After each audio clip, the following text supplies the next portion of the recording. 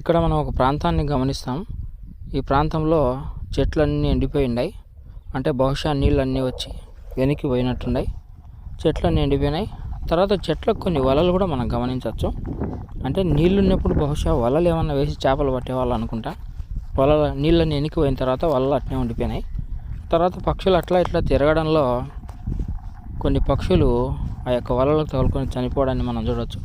ఇక్కడ వలకు ఒక కొంగ లాంటిది ఏదో తగులుకొని అది అలాగనే చనిపోయినట్లుగా మనం ఆ యొక్క వీడియోలో గమనించవచ్చు.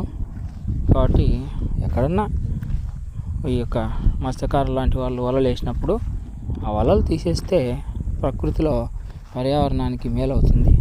పక్షులు లాంటివి ఫ్రీగా తిరిగేదానికి అవుతుంది. వలలు కనపడవు కాబట్టి ఇలాంటి చిన్న చిన్న అమాయకమైనటువంటి పక్షులు అలాంటి వలలకు చిక్కుకొని విలువిల్లాడి అట్లాగనే చనిపోవడం జరుగుతూ ఉంటుంది.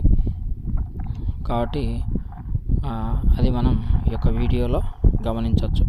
Thank you for watching.